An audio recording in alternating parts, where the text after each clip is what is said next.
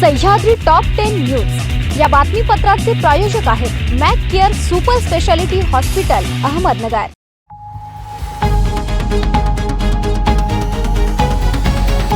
प्रेक्षको नमस्कार, मी दिशा न्यूज 24 सह्याद्रीमध्ये तुमचं स्वागत। पाहूया अहिल्यानगर जिल्ह्यातील महत्त्वपूर्ण बातम्यांचा आढावा सह्याद्री टॉप 10 मध्ये।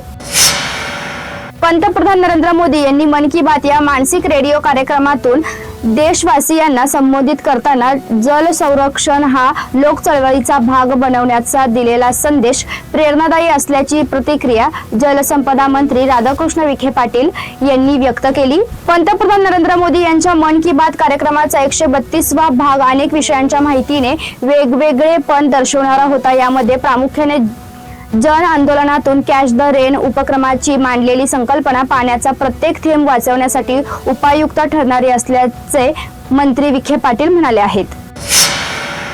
जामखेड येथील सराफ व्यावसायिकाला 13,80,000चा गंडा घातल्याप्रकरणी ICICI बँकेच्या मॅनेजरसह दोघांवर जामखेड पोलीस स्टेशनला गुन्हा दाखल झाला असून 3 आरोपींपैकी एकास अटक केली। त्याला रविवारी जामखेड न्यायालयात हजर केले असता न्यायालयाने 30 मार्च पर्यंत पोलीस कोठडी सुनावली आहे। याबाबत मिळालेल्या माहितीनुसार अमोल विलास चिंतामणी याचे वैशाली ज्वेलर्स नावाचे दुकान आहे। दिनांक 17 मार्च 2026 रोजी आप्पासाहेब ज्ञानदेव देवकाते हा त्यांच्या दुकानात आला। त्याने आपला मित्र धमसागर हिरालाल समुद्र याने ICICI बँकेत घेतलेले गोल्ड लोन सोडवण्यासाठी तातडीने पैशांची गरज असल्याचं सांगितले।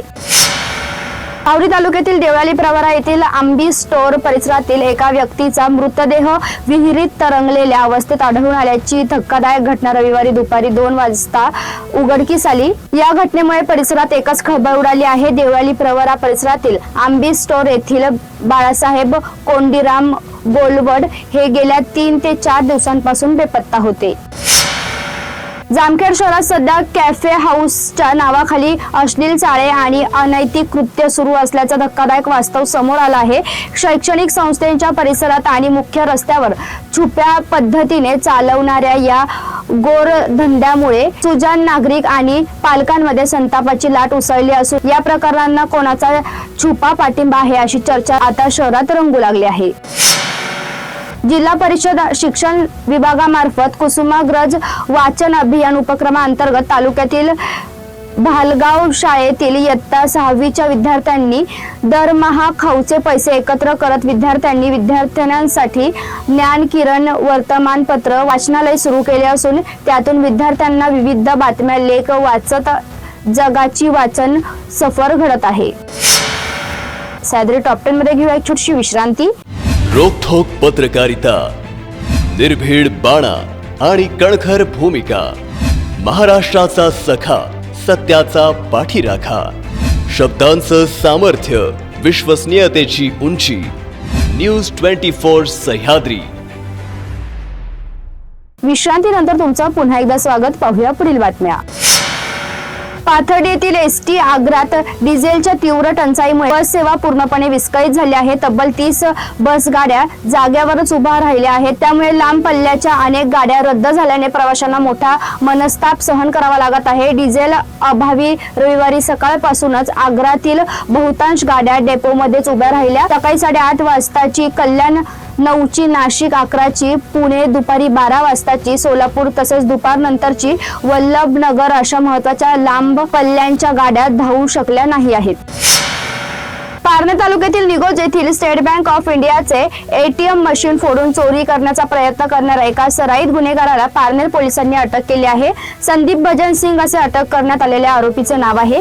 मिळालेल्या माहितीनुसार रविवारी 22 मार्च 2026 रोजी पहाटे 3:30 वाजेच्या सुमारास एका अज्ञात इसमाने आपला चेहरा झाकून निघोज येथील SBI ATM मध्ये प्रवेश केला होता। त्याने लोखंडी हत्याराच्या साहाय्याने ATM मशीन फोडून त्यातील रोख रक्कम चोरण्याचा प्रयत्न केला। या प्रकरणी संकेत चंद्रशेखर वैद्य यांनी पारनेर पोलीस ठाण्यात फिर्याद दिली आहे।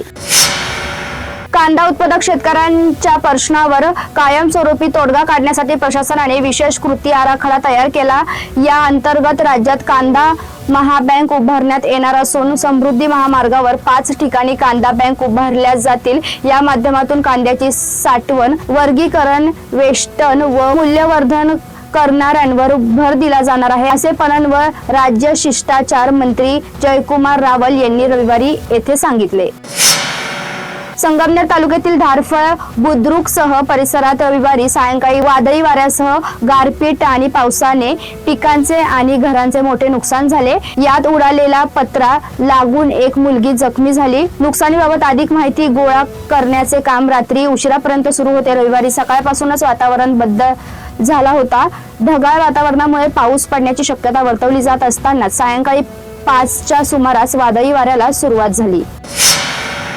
जामखेड शहरातून जाणाऱ्या राष्ट्रीय महामार्गालगतच्या अतिक्रमणा प्रकरणी उच्च न्यायालयातील अंतरिम स्थगितीवरील सुनावणी पुढे ढकलण्यात आली असून आता पुढील सुनावणी 5 मे रोजी होणार आहे. त्यामुळे अतिक्रमण हटवण्याच्या प्रक्रियेला पुन्हा विलंब होण्याची शक्यता निर्माण झाली आहे.